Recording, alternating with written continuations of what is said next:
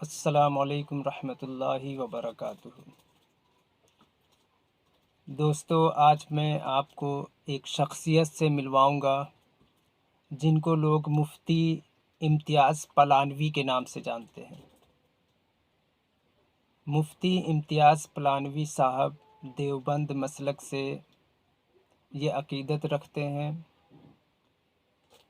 کسی نے مولانا اشرف علی تھانوی صاحب کے بارے میں کچھ ٹپڑیاں کی جس کا جواب انہوں نے دیا، وہ میں آپ کو سنواتا ہوں۔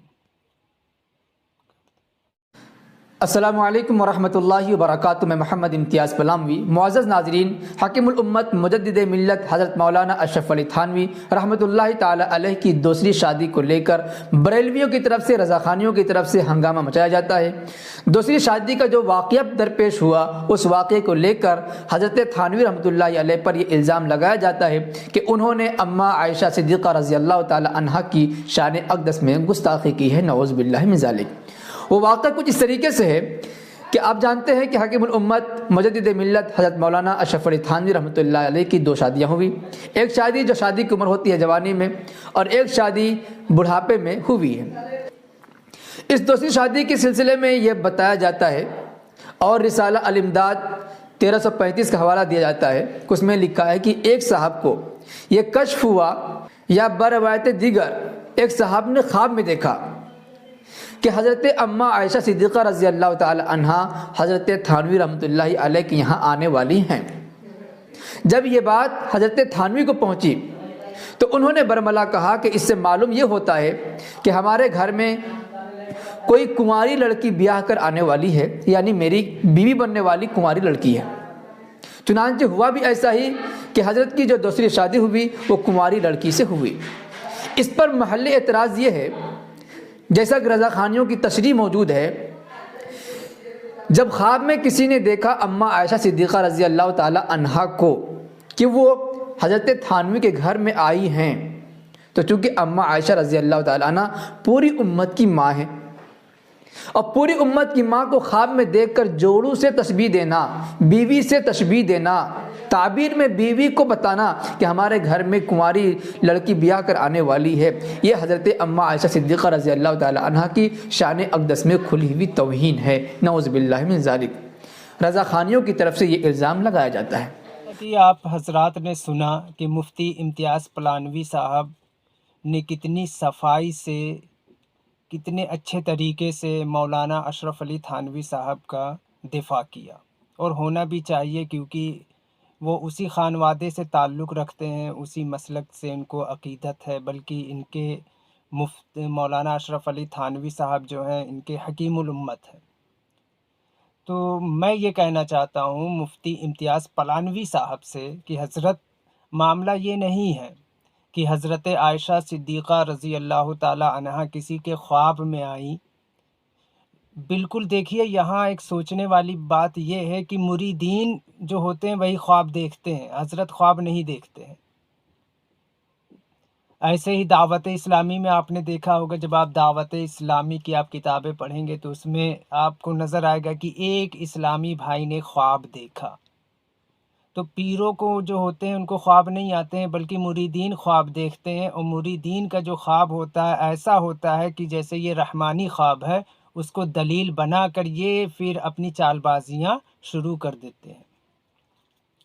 تو آپ نے دیکھا کہ کس طریقے سے انہوں نے دفاع کیا۔ میں بھی اس بات کو مانتا ہوں کہ اگر کسی نے حضرت عائشہ صدیقہ رضی اللہ تعالی عنہا کا خواب دیکھا، تو کسی نے یہ کہا کہ حضرت میں نے خواب دیکھا کہ حضرت عائشہ صدیقہ رضی اللہ تعالی عنہا آپ کے گھر میں تشریف لائی ہیں، تو مولانا اشرف علی تھانوی صاحب نے جواب دیا کہ ہاں، تم نے جو خواب دیکھا ہے اس کا مطلب یہ ہے کہ کوئی کمسن کنواری لڑکی سے میرا نکاح ہوگا، جو جیسا کہ انہوں نے مفتی پلانوی صاحب نے بیان کیا۔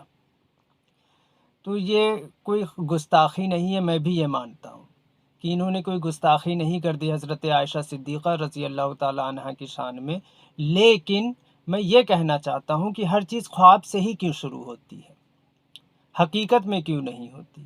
یہ سوچنے والی بات ہے کہ جو بھی چیز کہیں سے شروع ہوتی ہے، وہ اس کی بنیاد خواب ہوتی ہے، اور وہ خواب مرید دیکھتا ہے، اور مرید کا کچھ عطا پتہ نہیں ہوتا کہ کس مرید نے دیکھا، کس اسلامی بھائی نے وہ خواب دیکھا۔ بس اسلامی بھائی نے خواب دیکھا، فلاں مرید نے خواب دیکھا، یہ خواب دیکھا، پھر اس کو دلیل بنا کر یہ اپنی چال بازیاں اور مکاریاں شروع کر دیتے ہیں۔ تو آئیے ہم ذرا جائزہ لیتے ہیں۔ مولانا اشرف علی تھانوی صاحب رسالہ الامداد میں صفحہ نمبر 35، رسالہ الامداد صفحہ نمبر 35، اس میں ان کے ایک مرید خواب دیکھتے ہیں کہ وہ کلمہ پڑھ رہے ہیں، لا الہ الا اللہ محمد الرسول اللہ۔ خواب میں وہ کلمہ پڑھ رہے ہیں، لا الہ الا اللہ محمد الرسول اللہ، لیکن ان کی زبان سے کیا نکل رہا ہے؟ لا الہ الا اللہ اشرف علی رسول اللہ۔ نعوذ باللہ من ذالک، اللہ کی پناہ، یہ کفریہ کلمہ ان کی زبان سے نکل رہا ہے۔ جب وہ بیدار ہوتے ہیں، مولانا اشرف علی تھانوی صاحب کے مرید صاحب جب بیدار ہوتے ہیں، بیدار ہو کر انہیں بہت پچھتاوا ہوتا ہے اپنے خواب پر، بہت وہ غمگین ہو جاتے ہیں، روتے بھی ہیں، توبہ بھی کرتے ہیں۔ پھر جب صبح ہوتی ہے، حضرت کے پاس آتے ہیں، اپنا خواب بیان کرتے ہیں کہ حضرت میں نے خواب دیکھا کہ میں کلمہ پڑھ رہا ہوں، لا الہ الا اللہ محمد الرسول اللہ، تو محمد الرسول اللہ کی جگہ میری زبان سے نکل رہا ہے لا الہ الا اللہ اشرف علی رسول اللہ۔ اور جب میں بیدار ہوا تو مجھے بہت پچھتاوا ہوا اپنی اس خواب پر، تو میں نے درود شریف پڑھنا چاہا۔ تو جب میں درود شریف پڑھ رہا ہوں تو وہاں بھی میری زبان سے یہ نکل رہا، اب دیکھیے یہ بیداری کی حالت میں درود شریف پڑھ رہے ہیں، خواب کی حالت میں نہیں، بیداری کی حالت میں درود شریف پڑھا جا رہا ہے، اللہم صلی علی اشرف علی وعلی آل اشرف علی۔ اب دیکھیے بیداری کی حالت میں یہ کیا کہلوایا جا رہا ہے ان کی زبان سے، مرید ان کو نبوت کی طرف لے کر جا رہا ہے۔ مانو کہ اشرف علی کوئی مولانا نہیں، کوئی حکیم الامت نہیں، کوئی مجدد نہیں، بلکہ اشرف علی اب نبوت کے مرتبے پر فائز ہو گئے۔ آپ دیکھ رہے ہیں کیا چل رہا ہے۔ پھر حضرت عائشہ کا کسی مرید کے خواب میں آنا، رضی اللہ تعالی عنہ، کسی کے خواب میں آنا، پھر اس کی وہی دلیل دینا کہ جس طریقے سے حضور صلی اللہ علیہ وسلم کی کنواری بیوی تھی حضرت عائشہ، کمسن بیوی تھی، ایسی ہی میری بیوی میرے نکاح میں آئے گی۔ تو آپ یہ کیا کہنا چاہ رہے ہیں؟ آپ امت کو کیا میسج دینا چاہ رہے ہیں اپنے اس مریدین کے واقعات سے، کہ جو وہ خواب میں دیکھتے ہیں پھر آپ اس کو لکھ دیتے ہیں تاکہ پوری امت اس کو پڑھے؟ کیا میسج دینا چاہ رہے ہیں؟ کیا آپ نبوت کا دعویٰ کرنے والے ہیں؟ کیا آپ اپنے نبی ہونے کا اعلان کرنے والے ہیں؟ یا پھر آپ ڈاکہ ڈال رہے ہیں؟ اکثر علماء دیوبند اور علماء اہل سنت بریلوی یہ لوگ ایک کانفرنس کرتے ہیں، تحفظ ختم نبوت کانفرنس کے نام سے بہت کانفرنس کرتے ہیں، اور مرزا غلام احمد قادیانی اور ان کے ماننے والوں کو گالیاں نکالتے ہیں، بہت برا بھلا کہتے ہیں کہ مرزا غلام احمد قادیانی نے ختم نبوت کا انکار کر دیا، جتنے بھی قادیانی ہیں کافر ہیں۔ لیکن حضرت پہلے اپنے گھروں میں دیکھیے کہ آپ کے گھروں میں کیا چل رہا ہے۔ اشرف علی رسول اللہ پڑھوایا جا رہا ہے اور لکھا بھی جا رہا ہے کتاب میں۔ کتاب کا نام ہے رسالہ الامداد، صفحہ نمبر 35۔ اب کوئی بھی پڑھ سکتا ہے اس کو، آپ دیکھیں اس میں کیا لکھا ہوا ہے۔ میں کہہ رہا ہوں کہ خواب تھا، خواب تک رکھتے ہیں، اس کو لکھنے کی کیا ضرورت تھی؟ پھر حضرت عائشہ تک بات پہنچ گئی۔ تو مفتی امتیاز پالنوی صاحب آپ دفاع کریں، لیکن یہ سوچیں آپ کس کا دفاع کر رہے ہیں، آپ اس کا کیسے دفاع کریں گے؟ اشرف علی تھانوی صاحب کو اپنے مرید سے کہنا چاہیے تھا کہ کمبخت تو نے یہ کیسا خواب دیکھا ہے، توبہ کر، تو توبہ کر، تو نے کیسے یہ خواب دیکھا ہے، ڈانٹتے پھٹکارتے۔ لیکن انہوں نے کیا کہا؟ اشرف علی تھانوی صاحب کہتے ہیں جواب میں کہ اس واقعہ میں تسلی تھی کہ تم جس کی طرف رجوع کرتے ہو وہ اللہ تعالیٰ کے حکم سے بعونہ تعالی متبع سنت ہے۔ یہ کیا کہنا چاہ رہے ہیں؟ ایسے تو بہت سے اولیاء اکرام گزرے ہیں جو متبع سنت ہیں، جو سنت کے طریقے پر عمل کرتے تھے، کہ سبھی نے اپنے نام کا کلمہ پڑھوایا۔ تو ذرا ہوش کے ناخون لیں اور عقلوں سے بھی کام لیں، آپ امت کو زیادہ دن تک دھوکہ نہیں دے سکتے ہیں۔ تو مفتی امتیاز پالنوی صاحب آپ اس پہ غور کریے گا کہ آپ کس کا دفاع کر رہے ہیں۔ اور دفاع کرتے ہوئے آپ دوسروں کو برا بھلا بھی کہتے ہوئے جا رہے ہیں۔ اب آئیے میں بات کرتا ہوں کہ ختم نبوت جو ہے اس پہ مرزا غلام احمد قادیانی صاحب نے ڈاکہ نہیں ڈالا، بلکہ امت کے بہت سے لوگوں نے ہیں جو ختم نبوت پر ڈاکہ ڈالا ہے۔ چونکہ اب فرقے بن گئے ہیں، فرقے ہو گئے ہیں، تو ہر کوئی اسلام کا دفاع کوئی نہیں کرتا، قرآن کا دفاع کوئی نہیں کرتا، ہر کوئی اپنے فرقے کا دفاع کرتا ہے، ہر کوئی اپنے مسلک کا دفاع کرتا ہے، ہر مرید اپنے پیر کا دفاع کرتا ہے، ہر مرید اور ہر جو جس فرقے سے جڑا ہوا ہے، جس مسلک سے جڑا ہوا ہے، وہ اپنے مسلک اور اپنے فرقے کا دفاع کرتا ہے، اس کا بچاؤ کرتا ہے۔ اسلام کا بچاؤ، اسلام کا دفاع کوئی نہیں کرتا، یہ حقیقت ہے۔ اگر یہ حقیقت نہ ہوتی تو مولانا اشرف علی تھانوی صاحب نے جب اشرف علی رسول اللہ کا کلمہ سنا اور اس کو سنیوں نے اچھالا، سنیوں نے کہا کہ دیکھو مولانا اشرف علی تھانوی صاحب نے اپنے نام کا کلمہ پڑھایا، یہاں تک کہ ان کو کافر کہہ دیا، پتہ نہیں کیا کیا، آج بھی ان کو گالیاں پڑتی ہیں۔ لیکن میں آپ کو بتاتا ہوں کہ ایک کتاب ہے جس کا نام ہے ہشت بہشت، کتاب کا نام ہے ہشت بہشت، اور اس کو لکھا ہے خواجہ فرید الدین مسعود گنج شکر رحمۃ اللہ علیہ۔ کتاب کو تو لکھا ہے خواجہ فرید الدین عطار نے، جو ہشت بہشت ہے جس کی میں بات کر رہا ہوں، خواجہ فرید الدین شکر گنج رحمۃ اللہ علیہ نے لکھا ہے الملفوظات خواجہ قطب الدین بختیار کاکی میں، جس کا چیپٹر ہے فوائد السالکین کے نام سے، جو ہے فوائد السالکین کے نام سے ہے، اور یہ ملفوظات ہیں حضرت قطب الدین بختیار کاکی رحمۃ اللہ تعالیٰ علیہ کے، اور اس کو لکھا ہے حضرت خواجہ فرید الدین گنج شکر رحمۃ اللہ تعالیٰ علیہ نے۔ اس میں ایک واقعہ بیان کیا گیا ہے کہ واقعہ یہی ہے کہ ایک مرید حضرت خواجہ غریب نواز رحمۃ اللہ تعالیٰ علیہ کی بارگاہ میں حاضر ہوتا ہے اور اپنا سر ان کے قدموں میں رکھ دیتا ہے۔ بتائیں، اب مجھے یاد آ گیا کہ ایک شخص حضور صلی اللہ تعالیٰ علیہ وسلم کے پاس آیا اور اس نے حضور صلی اللہ تعالیٰ علیہ وسلم کو سجدہ کرنے کی خواہش ظاہر کی، سجدہ کرنے چلا، آپ صلی اللہ تعالیٰ علیہ وسلم نے اسے روک دیا، کہا یہ کیا کر رہے ہیں؟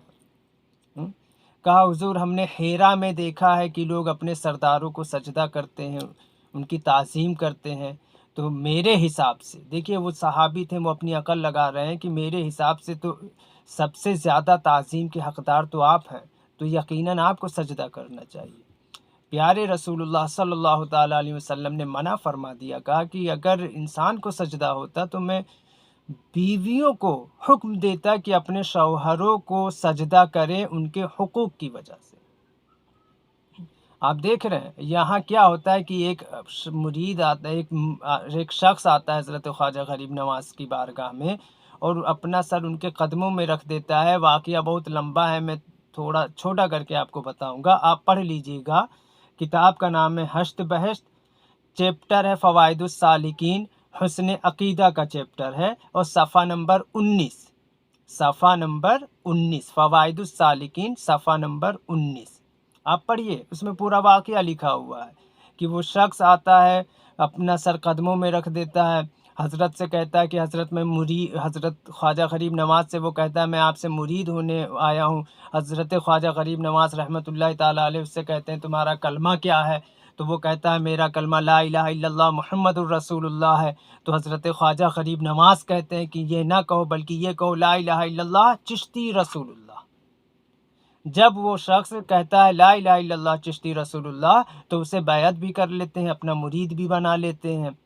پھر بعد میں کہتے ہیں کہ تم نے جو پہلے کلمہ پڑھا تھا لا الہ الا اللہ چشتی رسول اللہ وہ غلط ہے، بلکہ صحیح کلمہ جو ہے وہ لا الہ الا اللہ محمد الرسول اللہ ہے۔ یہ تو میں امتحان کے لیے، کس کے لیے؟ امتحان کے لیے تم سے پڑھوا رہا تھا۔ تو میرا کہنے کا مطلب یہ ہے کہ آج بھی حضور صلی اللہ تعالیٰ علیہ وسلم اس چیز کے حقدار ہیں کہ آپ کے نام کا کلمہ پڑھایا جائے۔ حضور کے بعد حضرت ابو بکر صدیق سے لے کر خلفائے اربعہ کے دور میں، خلافت راشدہ میں کسی خلیفہ نے یا کسی صحابی نے اپنے نام کا کلمہ پڑھوایا؟ ہزاروں لوگ مسلمان ہوئے، لاکھوں لوگ مسلمان ہوئے، صحابہ کے ہاتھوں پر لاکھوں لوگ، ہزاروں لوگ مسلمان ہوئے، پھر ان کے بعد لاکھوں لوگ، تابعین کے ہاتھوں پر لاکھوں لوگ مسلمان ہوئے، ہزاروں کی تعداد میں، لاکھوں کی تعداد میں لوگ مسلمان ہوئے۔ تو کیا ان کو مسلمان کرنے والوں نے کسی سے اپنے نام کا کلمہ پڑھوایا؟ نہیں پڑھوایا، آپ ثابت نہیں کر سکتے اس کو، لیکن یہاں بھی کلمہ پڑھوایا جا رہا ہے۔ تو بھائی، ہر کوئی اپنے مسلک کو، اپنے فرقے کا دفاع کرتا ہے، اس کا بچاؤ کرتا ہے، اور اس میں پستی کون ہے؟ اس میں ہم جیسے جاہل عوام جو ہوتے ہیں وہ پس جاتے ہیں، کس کی مانے کس کی نہ مانے، کون حق پر ہے کون حق پر نہیں ہے۔ حالانکہ سچ یہی ہے کہ ختم نبوت، نبی پاک صلی اللہ تعالیٰ علیہ وسلم کی نبوت پر سب سے زیادہ ڈاکہ ان جیسے عالموں نے ڈالا، ان جیسے صوفیہ، جاہل صوفیاؤں نے ڈالا، جن کو ہم بزرگ کے نام سے جانتے ہیں۔ اور مفتی پالنوی صاحب جو ہیں، امتیاز پالنوی صاحب، یہ دلیل میں ایک کتاب لے کر آئے کہ دیکھیے اس کے اندر جنہوں نے کتاب لکھی ہے، کتاب کا نام ہے تعطیر الانام فی تعبیر النام، تعطیر الانام فی تعبیر النام۔ اس کے مصنف ہیں علامہ عبد الغنی ابن اسماعیل۔ اس کے مصنف کون ہیں؟ علامہ عبد الغنی ابن اسماعیل، المتوفی 1731 عیسوی، جو 1731 عیسوی میں ہوئے ہیں علامہ عبد الغنی صاحب۔ انہوں نے کتاب لکھ دی تعطیر الانام فی تعبیر النام۔ تو میں ان سے پوچھنا چاہتا ہوں، کیا یہ علامہ عبد الغنی جو ہیں یہ کیا کوئی نبی ہیں تو انہوں نے لکھ دیا تو وہی حق ہے، یا یہ کوئی اللہ کی طرف سے ان کے اوپر وحی نازل ہوئی تھی؟ بھائی، آپ لوگوں کا تو عقیدہ ہے کہ اللہ کی طرف سے ان پہ وحی نازل ہوئی تھی، ایسے عقیدے ہیں، جبھی تو آپ ان کی بات کو ایک دم سچ مچ مانتے ہو کہ انہوں نے لکھ دیا کہ ازواج مطہرات کو خواب میں دیکھنا کنواری لڑکی سے شادی ہونے کی اس کی تعبیر ہوتی ہے، اگر کسی نے خواب میں یہ دیکھا کہ ازواج مطہرات گھر میں تشریف لائیں۔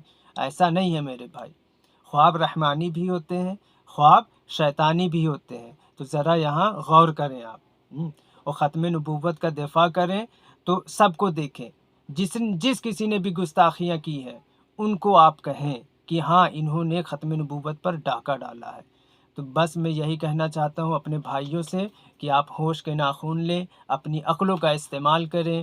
اللہ نے آپ کو عقل دی ہے، آنکھیں دی ہیں، قرآن پڑھیں، حدیث پڑھیں، اور صحابہ اکرام رضوان اللہ تعالیٰ علیہم اجمعین کی زندگی کو پڑھیں، ان کی زندگیوں کو دیکھیں کہ ان کی زندگیاں کیسی تھیں۔ اس کے بعد آپ اپنے صوفیہ کی، اپنے بزرگوں کی زندگی دیکھیں، کتنے برے حال ہیں ان کے۔ ایک کتاب ہے جس کا نام ہے تذکرۃ الاولیاء، کتاب کا نام ہے تذکرۃ الاولیاء، اور اس کو لکھا شیخ فرید الدین عطار رحمۃ اللہ علیہ نے۔ شیخ فرید الدین عطار رحمۃ اللہ علیہ نے اس کتاب کو لکھا ہے، کتاب کا نام ہے تذکرۃ الاولیاء۔ یہ اہل سنت بریلوی جماعت کے وہاں بہت زیادہ پڑھی جاتی ہے۔ اس میں آپ پڑھیے حضرت بایزید بستامی رحمۃ اللہ تعالیٰ علیہ کے بارے میں کیا کیا لکھا گیا ہے، کہ وہ کہتے تھے سبحانی سبحانی ما اعظم شانی، وہ اپنے آپ کو سبحان کہتے تھے، اپنی شان کو اعظم کہتے تھے۔ بتائیں مجھے غوث پاک کی شان کہاں گئی؟ بلکہ اہل سنت بریلوی جو ہوتے ہیں ان کے وہاں حضور غوث پاک شیخ عبد القادر جیلانی رحمۃ اللہ تعالیٰ علیہ کا مقام و مرتبہ تو بہت بڑا ہے۔ آپ ان کے علماء کی تقریریں اگر سنیں گے، حضور شیخ عبد القادر جیلانی کے تعلق سے ان کے وہاں ان کے علماء کی جب آپ تقریریں سنیں گے تو آپ اس میں آپ یہ سوچنے پہ مجبور ہو جائیں گے کہ غوث پاک خدا ہیں یا نبی سے بڑے ہیں، یہ آپ سوچنے پہ مجبور ہو جائیں گے۔ یہاں تو بایزید بستامی رحمۃ اللہ علیہ کہہ رہے ہیں سبحانی سبحانی ما اعظم شانی، اور یہی نہیں رکے، ابھی تک تو ہم یہی جانتے تھے کہ پوری امت کے لوگ بھی یہی جانتے تھے کہ حضور صلی اللہ تعالیٰ علیہ وسلم نبی پاک علیہ الصلاۃ والسلام کو معراج ہوئی اور آپ نے اللہ رب العزت کا دیدار کیا۔ لیکن آپ پڑھیے تذکرۃ الاولیاء، پڑھیے، یہ اچھی کتاب ہے، آپ پڑھیے اور دیکھیے اس میں حضرت بایزید بستامی کو بھی معراج ہوئی، ان کو بھی عرش پر بلایا گیا، ان کو بھی سیر کروائی گئی، اور ان کے ہاتھ میں ایک جھنڈا ہوگا جس کے نیچے تمام انبیاء ہوں گے۔ میدان حشر میں ان کے ہاتھ میں ایک جھنڈا ہوگا جس کے نیچے تمام انبیاء ہوں گے۔ آپ دیکھیے یہ چل کیا رہا ہے صوفیہ کے اندر، اور ان صوفیوں کے اندر یہ ساری باتیں پائی جا رہی ہیں۔ میں یہ نہیں کہتا ہوں کہ بایزید بستامی نے ایسا لکھا یا شیخ عبد القادر جیلانی رضی اللہ تعالیٰ عنہ نے ایسا لکھا، یا فلاں بزرگ جو ہیں، کوئی بھی جو ہیں انہوں نے ایسا لکھا، لیکن یہ لکھا ہے کتابوں میں، یہ کتابوں میں لکھا ہے، ان کے بارے میں لکھا ہے۔ تو ہمیں سوچنا چاہیے کہ حق کا راستہ کیا ہے۔ اللہ رب العزت سے دعا ہے کہ مولا کریم مجھے اور آپ کو اہدنا الصراط المستقیم پر چلائے، جو نبیوں کا راستہ ہے، جو صدیقین کا راستہ ہے، جو صالحین کا راستہ ہے، جو شہداء کا راستہ ہے۔ اللہ ہمیں ان راستوں پر چلائے اور ان راستوں پر ہمیں استقامت عطا فرمائے۔ السلام